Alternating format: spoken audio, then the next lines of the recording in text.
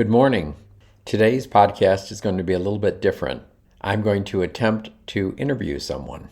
In fact, it's a couple, a gay couple from Seattle. They're Airbnb guests in my home this week and super interesting. They're very cool guys, and I want you to hear a little bit of their story. Now, as a backdrop for this interview, I came out in midlife, very midlife. After I got divorced, I figured out I was gay. So for years, I belonged to a group called the Gay Fathers of Seattle. And that was midlife guys coming out, getting divorced. A lot of those guys damned the day that they got married. I'd never felt that way. I've got 3 sons, and how could I wish that they don't exist? That's impossible for me. However, I've had a bit of remorse over the years because I look at the 20-something guys who are totally comfortable with who they are, and they fall in love and they have partners, they get married, and was so foreign to me back then. Now, I look at some of these guys and they come and they're Airbnb guests, or I have friends and they're in their mid-20s and they're all happy and it's just normal for them. So I want to get a little bit of their perspective, and I'm going to talk to them today about it. Here we go. Well, hello, I'm here with Peter and Andrew from Seattle. They're my Airbnb guests. Really cool guys. I've fallen in love with them this week. So Andrew, say hi. Hey there. And Peter. Hi there. All right, one of the things I wanted to talk about was my generation versus your generation. All of us are gay, obviously. But I wanted to talk about what it's like nowadays compared to what it was like back in my day. So obviously, guys in my generation, a lot of them got married and they hid who they were. So just tell me a little bit about each of you. Tell me your backgrounds, a little bit about you. And either one of you can start. Want to go first, Peter? Yeah, well, I grew up in rural Montana, town of 3,000 people. So definitely like one of those stereotypical, no one really in my community to look up to. But so it was a little bit hard like growing up in that atmosphere, but found my way to Washington, a much more liberal state, and met Andrew in Seattle after like a month of living there, and we just instantly clicked, and we were really able to just live our best gay lives in Seattle. And pretty cool. Good. Andrew, where are you from? What's up? So I'm adopted from Russia, but I grew up in Wisconsin, so right around Milwaukee, if anyone knows where that is. So it's a pretty cool place. I mean, people are pretty understanding in Wisconsin, but once you leave the cities, it can get a little bit more conservative and you kind of have to hide who you are a little more. And originally, before moving to Washington, I went to school in Utah, which actually was quite a culture shock. I didn't expect the conservative culture that kind of comes along with the Mormon church in Salt Lake City. And then moving to Washington was definitely a breath of fresh air, and it was really nice to meet Peter and finally not have to wear so much sunscreen and chapped lips and things of that sort in Utah deserts. So. And where did you actually meet? We met at a bar called Witness. It's in Capitol Hill.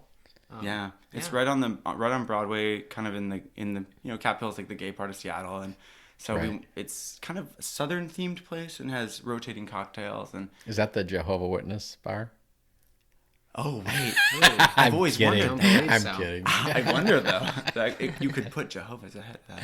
That would be bad. Though I don't think they drink. I'm not sure. Oh yeah, but okay. We really delicious clicked. Drinks though. Like we each had like 3 drinks and talked for like I would say 2 hours just sitting there and then walked around the park, and we were friends for a while at first, but then we realized after you spend more time at another's house, like you should probably just consolidate apartments and just live in one and make it work. So that's the money saving aspect, huh? I mean, that's the money. But also the love aspect. It's really just could not spend a night apart. I mean, there was a moment. So I had a boss. We both moved to Washington, and we both started our first jobs out of college, undergrad, on the same day, and that was the same day as our first date at the Witness place in Seattle. Right. So it was a really good time, and we were explaining everything. And so the boss I had there knew about Peter from the very beginning. And so she heard all the background through the whole time as we were friends and everything. And there was one time where I remember I turned to her and I was like, I love him, and I just didn't know what else to say. Yeah. Everything fell into place, and we didn't think that we were ready at times, but it just kind of happened. And that's how you know. So when you told her I love him, how long had you known him? I'd say 4 or 5 months, would you say? Okay, I'd so it say wasn't like a week later. No. No, it took us a couple months. Yeah. There are things about each other that, I mean, we definitely are different in ways. And so I think we complement each other versus, duplicate each other, which is good for us. Well, you definitely complement each other. Yeah. I've told you, as you've stayed here, it's been really fun watching you. You get along so well. Oh, Thanks. In fact, the other day I asked, you guys ever fight? Oh, yes. I mean, we do, like anyone, It's how you recover, not Okay, if let's you fight have or a not. fight. No, I'm just kidding. Get out. No, I'm just So how did your families take coming up? Mine were not very accepting at first. I mean, it's a very evangelical Christian household that I grew up in. And yeah, I mean, it was some tough conversations, having to feel like I had to convince them that it was a phase. And then, Wait, you tried to convince them it was a phase? oh yeah, that was Did my you only know it was solution. not a phase when you said Yes, it's a phase? absolutely. Absolutely. Yeah. I knew that it was like more than that. I knew that I didn't like women. Like when you hit puberty and you realize, like, oh, yeah, okay. I was pretty confidently gay. I'm definitely a 6 on the Kinsey scale. So you had to work their way into it, is what you're saying. Yes. Well, I mean, I didn't lose my virginity until age 18 when I left No, but for I mean college, with your so- folks. I mean, when you were saying it's a phase when you knew it wasn't, so you were kind of phasing them into it, right? I suppose, but really it was me just trying to survive in their household, like until Okay. I could leave for college. Okay. They didn't understand, but my sister, luckily, who left for the East Coast for college and came back, like she had gay friends, and she was able to really help stabilize my family dynamic, I'd say. She laid down the law. Yeah, she's like, no, this is human. It's Or only human. she told your parents that? Yeah, she stood up for me. So she was an advocate. She was. That's good. And she's not a lesbian. No. Oh, cool. She lives in Austin. She's super cool. Very artsy. Yeah. Well, people from Austin are artsy and cool anyway. exactly. Generally. Yeah. Yes. Yeah. So, Andrew, what about your family? I think they knew when I think they knew when I was younger and I got a pink Barney guitar and a sequin mini skirt that had a flared tutu on the bottom, and I was, I think, 5 going on 6. You chose that. My mom chose it for me, but she knew I'd love it, and I loved it. And there's photos. There's like a photo, and there's like 3 or 4 copies stacked on top of it in one of our albums because I have all the copies, and it's me with that dress on as a little kid, strumming my Barney banjo. But I think they just knew. My mom was always like, "Yes, get a Barbie, get a Powerpuff Girl thing." My dad was like, yeah, my dad was always like, oh, I don't know. He wouldn't say anything like against it, but I think he was just like, oh, well, I don't know. Just he went with the assumption that I should be kind of straight, and that I don't know. There was kind of a disconnect between my parents who are now divorced. Yeah. And I think, so my mom, when I came out, she had already been kind of hinting at me dating guys before that. So I was really nervous, but I just told her and she was like, okay, I'm so thankful for you telling me that. But like, we kind of already knew. And she apologized for that later because she knew that I had already been kind of hiding it, or at least attempting to hide it. So she didn't want to feel like she was ripping the carpet out from under me. Like, oh, we knew and you were failing at hiding it, kind of. Oh, right. Yeah. Okay. And then when I told my father, he was like, oh, yeah. But kind of in a way that almost felt like it doesn't matter who you are, but it came off like I don't care at all. But it meant to be like, you can be anyone. But the way he verbalized it was more like, whoa, that's a lot, and hard to explain. He ended up coming around and my mom's more invested, I think, in my relationship with Peter and stuff and relationships ever. And my dad's just kind of not as interested, but that's sometimes the dynamic with parents. And your parents have met the other guy? So they've not met Peter, no. So Or I've not met his dad. Yeah, I've the met dad. his stepdad and his mom. Yes. He's met my family multiple times, and they've actually really come around. And Andrew has been really great for them getting used to what having a gay son is like. And they're so sweet. it's just lovely. We go for weekend trips in Montana and go skiing and visit them, and they've really come around. It's been Have they good. brought up grandchildren? Any parents? They have not. They haven't, but your mother has definitely looked at me and be like, we know that you guys are the first to do anything. We might like, be the first to do something. And that's what my Catch mom us in said 5 too. years with some adopted Yeah. twins.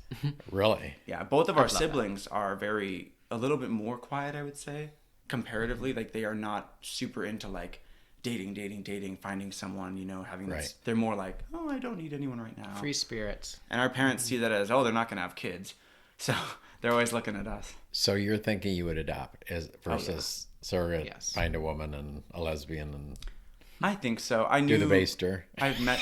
Well, yeah, I met a friend. I had a friend in Utah who was a gay couple, and they actually did do the whole, artificial insemination. Right. It was really expensive and very stressful because there was a whole involvement with another person and stuff.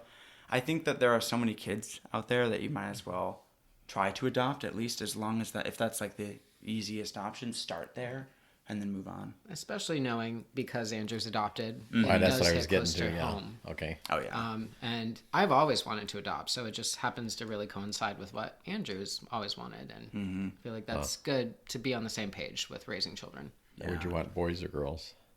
It doesn't Can't even matter. decide. I don't know. It really doesn't matter. They could be from anywhere in the world. Like Yeah. they could I be think- whatever gender. Like Yeah, I mean, there was one moment where my father, just to be frank, he did say something in the car when we were kids. He said, well, I was already out. And he said, well, it's a real bummer we won't get to see your genetics in a kid. And I was like, huh.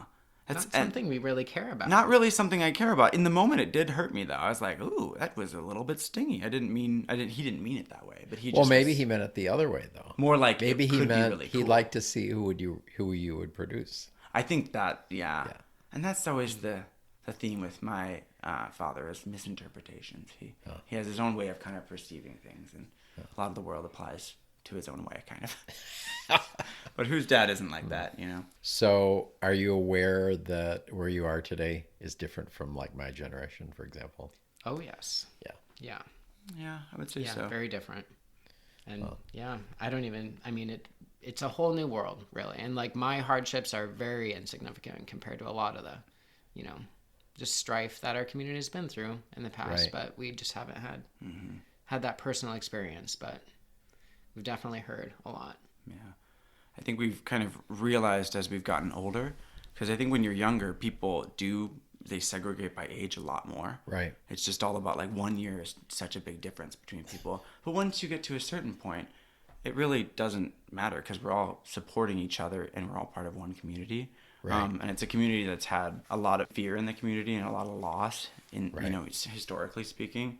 And I think that especially in places like Palm Springs, you feel more of the community because I think people are more, they're more tend to come around each other. They're aware of it. And Yeah. it's normalized. And I mean, we were actually saying this as we were walking around. Palm Springs feels like the world that we want to live in culturally in terms of a little bit more balance, like with our community and straights. And it's like a little bit more fluidity because I think that is the future. Yeah, it almost feels like all ages and all sexualities here in Palm Springs. It's kind of cool. I mean, when we went on our hike, it's just like all walks of life, Oh, really? Yeah, it was pretty cool. I was like, this is... Did you hold hands on your hike? No. A few times. A few times, yeah. I get a little sweaty, so I'm like, oh. Yeah, it was hot out there, but yeah, and we kept having to move because it was a quick moving group of people around. So You were trying to keep away from ahead of them or behind them or what? Both. Yeah.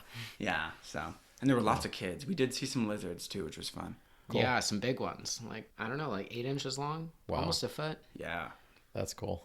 it was pretty cool. So your friends at home, mostly gay, mostly straight, what? Or are you both so involved with work and school that... Yeah, I mean, I go to a school where 1 in 5 of us are LGBT. So, what school do you go to and what are you studying? Seattle U School of Law. So, law school. Going to be a Very lawyer. busy. Gonna be a lawyer. All right. Excited to have law school over with and start get a paycheck again. That'll be And nice. just so everyone knows, I've been giving him, Peter, a list of things he's got to fix once he's a lawyer. Oh yes, all the systemic change will seriously. happen.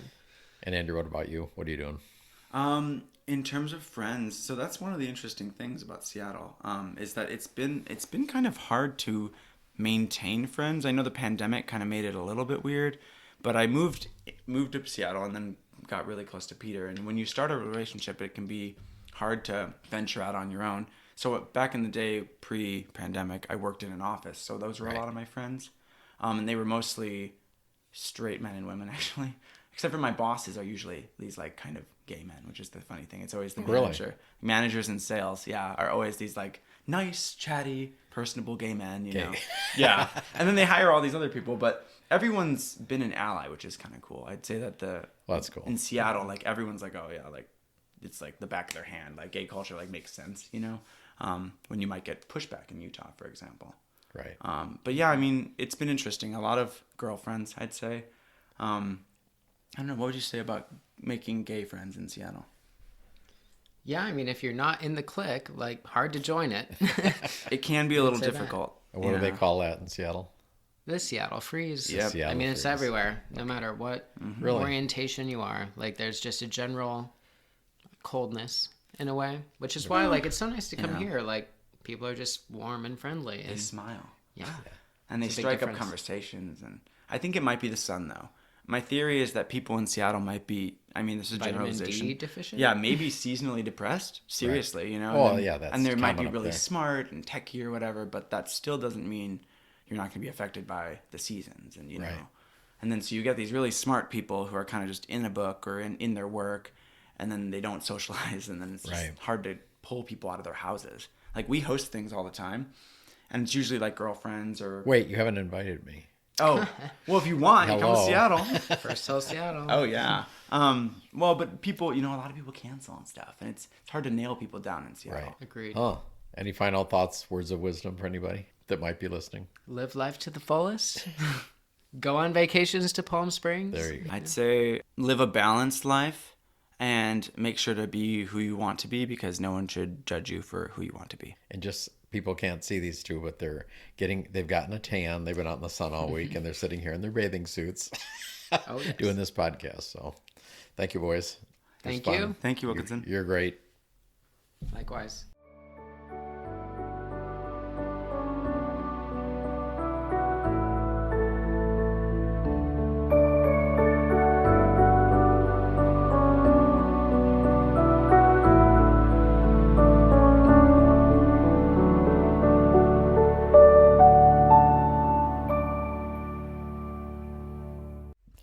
By the way, I mentioned that Andrew and Peter stayed at my Airbnb in Palm Springs. If you'd like to know more, just go to www.palmspringsinterlude.com and you'll see a lot of details and a whole bunch of fun pictures.